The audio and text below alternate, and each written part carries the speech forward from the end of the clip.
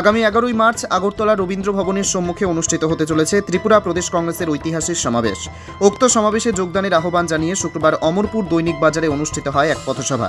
পথসভায় উপস্থিত ছিলেন অমরপুরের স্থানীয় নেতৃবৃন্দ সহ গোমতী জেলা কংগ্রেসের সভাপতি টিটন পাল। বক্তব্য রাখতে গিয়ে টিটন পাল রাজ্যের সামগ্রিক পরিস্থিতি নিয়ে শাসক দলের তীব্র সমালোচনা করেন। উনি বলেন, গত 25 বছরে বাম আমলে সারা রাজ্যে সিপিএম বড় বড় পার্টি অফিস নির্মাণ হয়েছিল।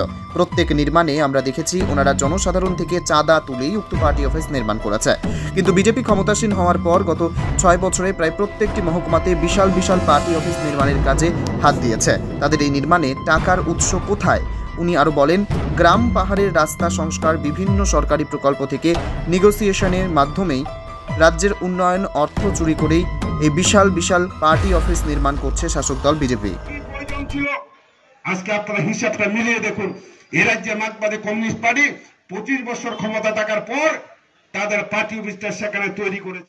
মধ্যে সারা ত্রিপুরা রাজ্যের প্রত্যেকটা জেলা অফিস তৈরি করেছেন কোটি কোটি টাকা খরচ করে, কোটি টাকা খরচ করে। এ টাকার উৎস কোথায়?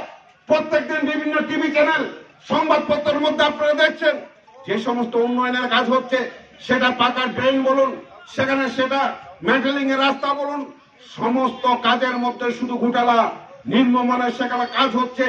এই যে নিম্নমানের কাজ হচ্ছে, এই যে ঘোটালা হচ্ছে, তার জন্য কিন্তু বন্ধু কন্ট্রাক্টর দায়ী নয়, তার জন্য দায়ী কে? তার জন্য হচ্ছে শাসক দলীয় নেতারা। কারণ যারা ঠিকাদার, যারা কন্ট্রাক্টরি কাজ করেন, একবার কন্ট্রাক্টর অ্যাসোসিয়েশনে নেগোসিয়েশনের টাকা দিয়ে তাদের কাজটা কিনতে হয়। একবার টাকা দিয়ে সেখানে নেগোসিয়েশনের মাধ্যমে কাজটা কিনছেন, আবার যখন এলাকায় আসছেন মন্ডল নেতাকে সেখানে কমিশন দিতে হচ্ছে। যে এলাকার মধ্যে কাজটা করছেন সে এলাকার বুথ সভাপতিকে আবার সেখানে কমিশন দিতে হচ্ছে। এক একটা কন্ট্রাক্টর কাজ কিনে আনার পর 3-4 জায়গার কমিশন দেওয়ার পর তার পক্ষে উন্নত মানের কাজ করা কোনোদিনই সেখানে সম্ভব নয়। সেই কারণে সারা ত্রিপুরা রাজ্যে এই উন্নয়নের যত কাজ হচ্ছে সমস্ত কাজ সেখানে দুর্নীতিতে নিমজ্জিত, অত্যন্ত সেখানে নিম্নমানের। এই অমরপুরের প্রচুর রাস্তা, প্রচুর উন্নয়নের কাজ নিয়ে একাধিক অভিযোগ আপনারা দেখেছেন বিভিন্ন সংবাদপত্রের মাধ্যমে, বিভিন্ন স্থানীয় টিভি চ্যানেলের মাধ্যমে। কাজে আমি অনুরোধ করবো এই অমরপুর এলাকার মানুষকে ধীরে ধীরে আপনাদের সেখানে বিবেককে সেখানে জাগ্রত করতে হবে। ভারতীয় জনতা পার্টি একটা মিথ্যাবাদী দল, একটা প্রতারকের দল, তারা শুধু মানুষকে বিভ্রান্ত করতে জানে। আমার পূর্ববর্তী বক্তা সেখানে বলেছেন যে ভারতীয় জনতা পার্টির আজকে যারা অমরপুরের নেতৃত্ব দিচ্ছেন তাদেরকে তো আপনারা প্রত্যেকেই জানেন। আজ থেকে 5-6 বছর আগে তাদের অর্থনৈতিক অবস্থাটা কি ছিল, এমন কি পেলেন যে 5-7 বছরের মধ্যে কোটি কোটি টাকার মালিক। অমরপুরে জায়গা কিনছেন, আগরতলা ফ্ল্যাট কিনছেন, কলকাতা ফ্ল্যাট কিনছেন, চলন বলন ঠাটবাট মুন্সিয়ানা কোটি টাকার মালিকের মতন। সেই টাকার উৎসটা কোথায়? সেই টাকার উৎস কোথায়? জবাব দেবে কে? গত 2 দিন আগে আপনারা দেখেছেন যে আপনার এই রাজ্য সরকারের মন্ত্রী সুধাংশু দাস, আপনারা ভালো করে জানেন, খুব বড় বক্তা, হিন্দুবাদী নেতা, বিভিন্ন সময় এসে হিন্দুদের পক্ষে কথা বলেন বিভিন্ন সেখানে নিউজ চ্যানেলে, সংবাদপত্রের প্রতিনিধিদের সামনে।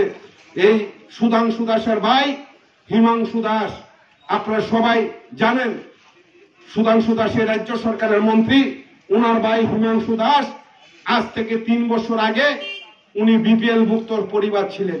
অর্থনৈতিক অবস্থা দুর্বল ছিল, একটা ভালো ঘর ছিল না। উনি বিভিন্ন জায়গায় ফেরি করতেন, কসমেটিক জিনিস ফেরি করে বিক্রি করতেন। 3 বছর আগের ঘটনা, বিপিএল মুক্ত পরিবার। আজকে গত কয়েকদিন আগে যখন এ রাজ্যের মাননীয় মুখ্যমন্ত্রী ত্রিপুরা রাজ্যের করদাতাদের যখন তালিকা প্রকাশ করলেন, সেই করদাতাদের মধ্যে হিমাংশু দাস অর্থাৎ মন্ত্রী সুধাংশু দাসের ভাই ত্রিপুরা রাজ্যের সবচাইতে সেরা করদাতা হিসাবে পুরস্কারে সেখানে ভূষিত হলেন।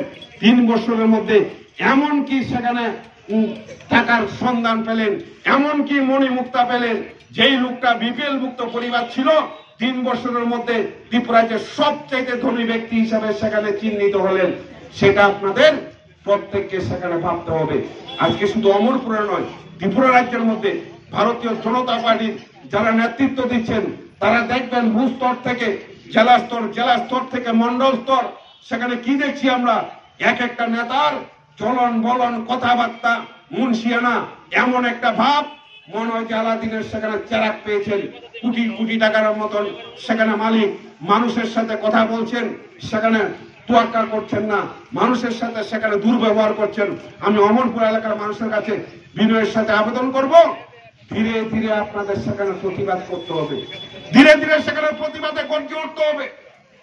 আমরা জানি যে মানুষ চাইছেন এ রাজ্য সরকারের বিরুদ্ধে সেখানে একটা গণ আন্দোলন তৈরি করার জন্য, কিন্তু তাদের সন্ত্রাস, তাদের হুমকি, তাদের ভয়, তাদের বাইক বাহিনী, তাদের হ্যামলেট বাহিনী, এই যে একটা অবস্থা, সেখান থেকে মানুষ সেখানে বেরিয়ে আসতে চাইছেন না।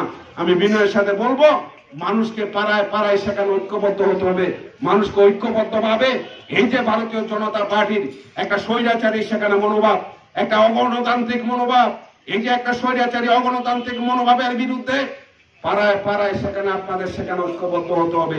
এই ভারতীয় জনতা পার্টির সরকার আসার পর এই রাজ্যটাকে সেখানে খুকলা করে দিয়েছে, এই রাজ্যটাকে পুরোপুরি সেখানে খুকলা করে দিয়েছে। কোনো কর্মসংস্থানের কোনো ব্যবস্থা নেই, রেগার কোনো কাজ নেই। কি আছে দেখবেন, কিছু কিছু জায়গায় কেন্দ্রীয় সরকারের টাকায় সেখানে প্রজেক্ট সেখানে তৈরি করছেন।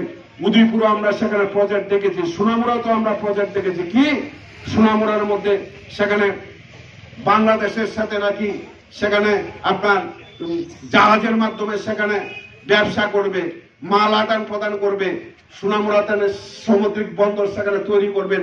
বিপ্লব দেব সেখানে মুখ্যমন্ত্রী, প্রতিমা ভৌমিক সেখানে সংসদ। আমরা তো খুশি হয়েছিলাম যে না, বাংলাদেশের সাথে ভারতের সেখানে বাণিজ্যিক সুসম্পর্ক বৃদ্ধি হবে, জাহাজে সেখানে মাল আসবে। যেদিনকে উদ্বোধন করা হলো সেদিনকে দেখলাম যে বাংলাদেশ থেকে 2-3 জন মাঝি সেখানে লুঙ্গি পরে বাস দিয়ে সেই নৌকা নিয়ে, ডিঙ্গি নৌকা নিয়ে সোনামুড়াতে সেখানে এসেছেন। এই প্রজেক্টের জন্য কোটি কোটি টাকা বরাদ্দ হয়েছে, সেই টাকার কোনো হদিশ নেই।